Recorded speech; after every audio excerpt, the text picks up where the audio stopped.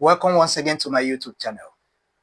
Today we are taking a topic in physics, heading pressure in a liquid. Having done pressure in a solid, we ought to know that liquid also exerts its own pressure. When object is a mass in a fluid, precisely liquid, such object will experience a pressure due to that very liquid. Let's say that we have a container containing water. Now we have water here. Then when object is a mass in it, let's say we have the object here. Now, because of the height of the column above this very object, you see the object here, there will be what? A pressure exerted downwardly on this very object. So this object here will experience a pressure due to the column of liquid above it. Hence, liquid exerts pressure on object that is in it. There are factors that determine the magnitude of pressure in a liquid. Hence, we talk about the characteristics of pressure in a fluid. The characteristics of pressure in a liquid, the characteristics of pressure in a liquid.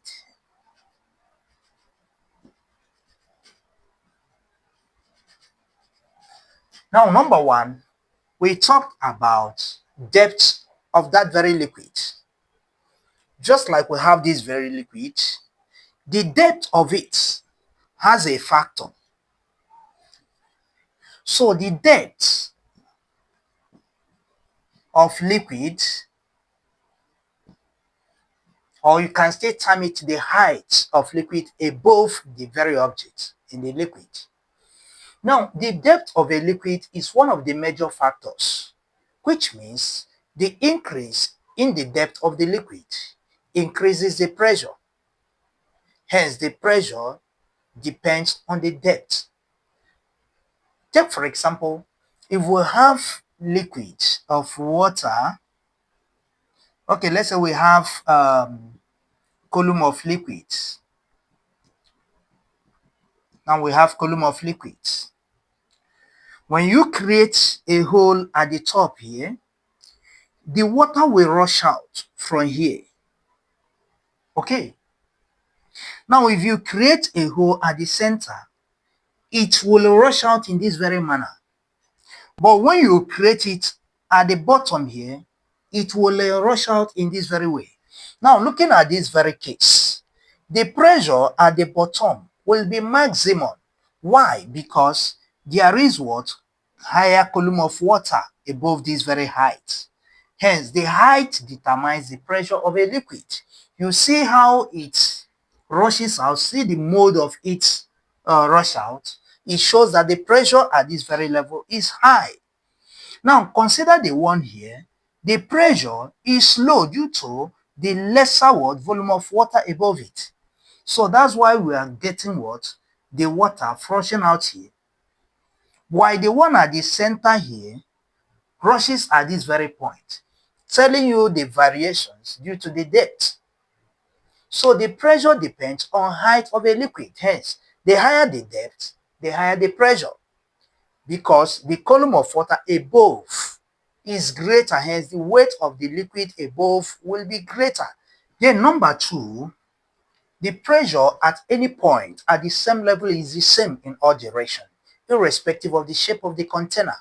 That's the second characteristics. So whether the shape is regular or irregular, for the fact we are now talking about the same level of a liquid, the pressure will be the same. Take for example, when you have this very container, then we have the level of liquid here. So we get another container.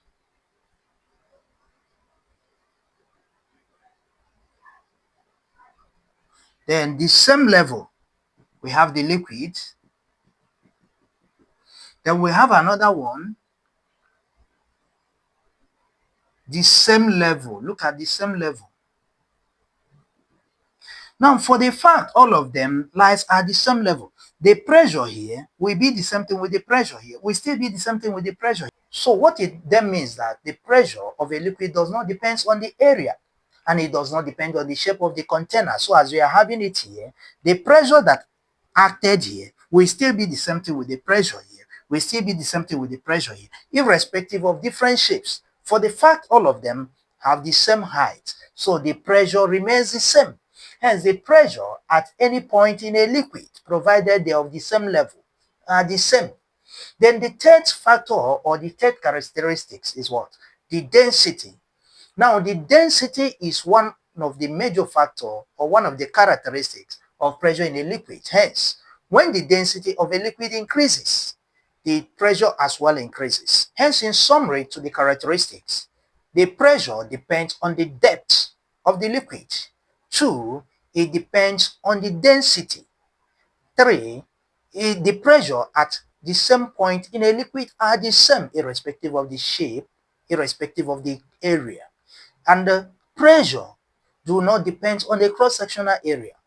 Hence, you have to master this. Now, let's move into derivation of formula for pressure.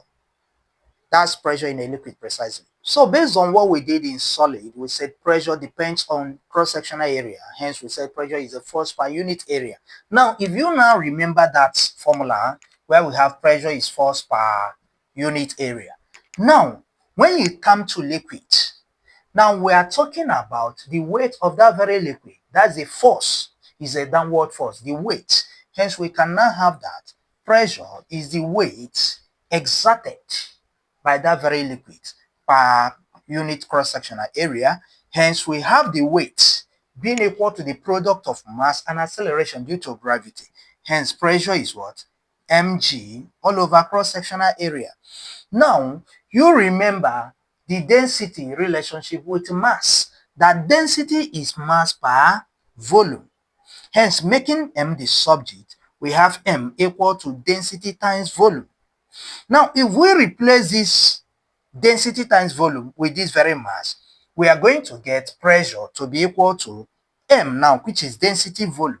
We have density times volume, then times acceleration due to gravity, all divided by what? By cross-sectional area. Then again, the volume is the product of area times height.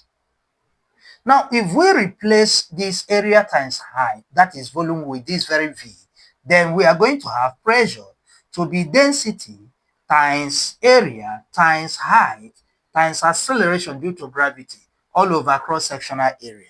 Now, with this, the cross-sectional area will cancel itself. We now have the pressure as rho Hg, and this gives a formula for pressure in a liquid. Hence, pressure in a liquid is the product of density. Here is the density of the liquid, the density of the liquid. Then we have height as the depth or the height of the liquid column. Then we have G as acceleration due to gravity, which could be 9.81 meter per second squared, or by approximation, we have 10 meter per second squared. So that's the formula for calculating pressure in a liquid. By cancelling this A, which is area, and tells that what? Pressure in a liquid does not depend on the area, does not depend on the cross-sectional area. Okay. Now let's move into calculation on pressure. Okay, we have a question on the board. It reads, a cylindrical tank is 30 meters deep. Calculate the pressure exerted at the bottom of the tank when it is 4/5 filled with water. Acceleration due to gravity is 10 meters per second squared. The density of water is 1000 kilograms per meter squared. Now, solution to the question. A cylindrical tank is 30 meters deep. That means if we have a cylindrical tank, now the deepness of it from the bottom, that's the height of it, is 30 meters. Okay? So, calculate the pressure exerted at the bottom of the tank. Now, what's the pressure exerted at the bottom here? When it is 4/5 filled with water. Now, we have water filled 4/5. That means the height here, okay, let's take it here. The height from here to this very point, the height is 4/5 of the height of the container, which is 30 meter, 4/5 the height of the container. So at the point, we are going to get the height 4 times 30 divided by 5. Hence, 5 will cancel itself here, 1. 5 will cancel 30, we are getting 6. Now, 4 times 6, therefore the height becomes 24 meter. Now, that is the height of the water above the column of the, or above the object here. So the height is 24 meter, which means from the bottom where the pressure is exacting on to the level of water, we have the height to be 24 meter. Now, the acceleration due to gravity is given as 10 meter per second squared, while the density of water is given as 1000 kilogram per meter cube. Now we are asked to calculate what? The pressure. Hence, the formula for the pressure is rho Hg. So at this point, pressure is equal to density of the water is 1000. Then the height is 24, then times the acceleration due to gravity, which is 10. Hence, the pressure now becomes 1000 times 10, we give 10,000. Then times 24, we are getting 240,000. Hence, the pressure is 240,000 Pascal, or you can say 240,000 Newton per meter squared. Another question reads, a rectangular tank contains water to a depth of 2 meters. If the base is 4 by 3 meters, calculate the force on the base. The density of water is 1000 kilogram per meter cube, while acceleration due to gravity is 10 meters per second. Now, solution to the question. We first write down the parameters. A rectangular tank contains water to a depth of 2 meters. That's the depth, the height is 2 meters. If the base area is 4 meter by 3 meter, that's the cross-sectional area. So the cross-sectional area was given as 4 by 3 meter. 4 by 3 meter, if you multiply it, it will give you what? 12 meters squared. Okay. Now calculate the force on the base. Now we have the density. Remember, we are asked to calculate the force. Now the density of water was given as 1000 kilogram per meter cube, while acceleration due to gravity is given as 10 meter per second squared. So in order to get the force, first we need to get the pressure, because the informations that will aid us to get the pressure was given. Now we have that pressure is equal to rho Hg. Hence, we can get the pressure. So the pressure is equal to density. Here we have the density to be 1000. Then times height, which is 2. Then times acceleration due to gravity, which is 10. Hence, pressure is equal to 1000 times 2, 2000, times 10, 20,000. Now, this is the pressure, Newton per meter squared. Now, having got this very pressure, we can now get the force because we have the area. So we remember here that pressure is force per area. Hence, we can get this very force, making F the subject.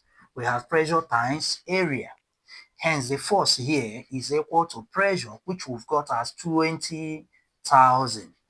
Then times the cross-sectional area we got as 12. 20,000 times 12. Then we are going to get 240,000. And force is measured in Newton. That gives the answer. So we continue next other time. If what we did was able to aid someone out there, please do subscribe, share, and turn on notification for others to learn as well. See you on our next class.